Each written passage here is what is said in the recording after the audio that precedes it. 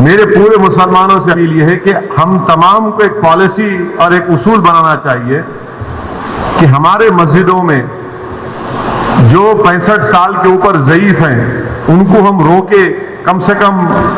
1 جون کے پورے مہینے ختم ہونے تک، کیونکہ ان کے جسم میں امیونٹی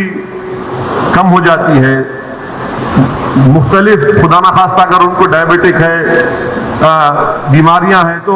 باڈی میں وائرس سے مقابلہ کرنے کی طاقت کم ہو جاتی ہے۔ تو میں یہ اپیل کر رہا ہوں کہ 8 جون کو انشاءاللہ تو کھل جائیں گے، مگر کم سے کم جون کے ختم ہونے تک ہمارے جو 65 سال کے اوپر جو ضعیف افراد ہیں ان کو ہم سمجھائیں، ان سے ریکویسٹ کریں کہ کم سے کم جون کے ختم ہونے تک آپ تھوڑا مسجد کو مت جائیے، گھر میں نماز پڑھیے۔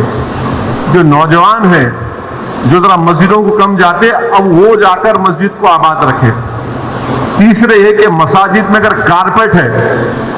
اور اس کارپیٹ کو نکال سکتے آپ تو فوراً نکال کر پتھر کے اوپر نماز پڑھنا چاہیے، کیونکہ کارپیٹ میں ایپیڈیمولوجسٹ اور جتنے ہیلتھ ایکسپرٹ سے ڈاکٹرز وہ بولتے کہ کارپیٹ میں بہت سے جراثیم جم جاتے اور اس سے ہو سکتا کہ خدا نخواستہ کسی کو وائرس لگ سکتا۔ تو چوتھی بات کام ہم کو یہ کرنا چاہیے کہ مساجد میں بیت الخلا اور وضو کا انتظام نہ رکھیں، کیونکہ وہ وضو کرتے کلی کرتے اور پھر آپ آ کے نماز پڑھتے تو لوگ گھر سے ہی اپنے وضو کر آئیں، اور نماز جب پڑھیں گے تو نہیں معلوم مفتی اکرام کو فیصلہ کرنا ہے کہ اگر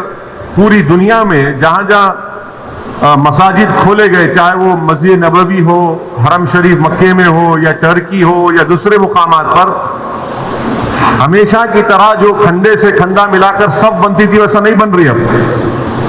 تو کیا مفتی اکرام یہ فیصلہ دے سکتے پورے ملک میں کہ بھائی جب 8 تاریخ سے مساجد کھولے جائیں گے تو سوشل ڈسٹینسنگ کو برقرار رکھتے ہوئے ہم سب بندی کریں نماز کی؟ یہ ہمارے مفتیوں کو سوچنا پڑے گا کہ کتنا یہ کر سکتے کیا، کیونکہ مختلف ممالک میں ہو رہا ہے۔ تو میں تو گزارش کروں گا ہمارے علماء سے کہ وہ بھی اس کا فیصلہ کر لیں، مگر دوسرے جو 4 چیزیں میں کہا ہوں اس پر یقیناً غور کریے آپ۔ میں کسی سے نہیں کہہ رہا ہوں کہ مسجد کو مت جائیے، میں یہ کہہ رہا ہوں کہ آپ صحیح کہہ رہے ہیں کہ وائرس ابھی بڑھ رہا ہے، وائرس ختم نہیں ہوا ہے، وائرس بڑھ رہا ہے ابھی، اور خاص طور سے جو ہمارے 65 سال کے اوپر کے جو لوگ ہیں اور جو لوگ مختلف امراض کے شکار ہیں، جس کو کڈنی کی بیماری ہے، ہارٹ کی ہے، لنگز کی ہے، ڈائبٹک ہیں، ان کو تو اور احتیاط کرنے کی ضرورت ہے، بہت احتیاط کرنے کی ضرورت ہے ان کو، کیونکہ ان کی جان کو بچانے کا ہے۔ یقیناً ہم کو ایک روحانی اور قلبی سکون ملتا ہے جب ہم اللہ کے گھر میں جا کر سر و سجود ہوتے ہیں، مگر اسلام کی ہم تعلیمات بھی ہے کہ جان بچائیے، اور اگر خدا نہ خواستہ کسی کو یہ وائرس ہوتا ہے تو پھر ان کے گھر والوں کو ان سے جو ملاقات کیے، پھر ایک نیا سلسلہ شروع ہوتا ہے ٹریسنگ کا، پرائمری کانٹیکٹ کون تھے، سیکنڈری کانٹیکٹ کون تھے۔ یہ میرے احساسات ہیں، اور یہ اسی وقت ہوگا جب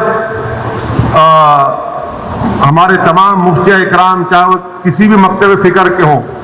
وہ اس کا ایک اجتماعی طور پر نوٹ لے کر سب کو بتائیں۔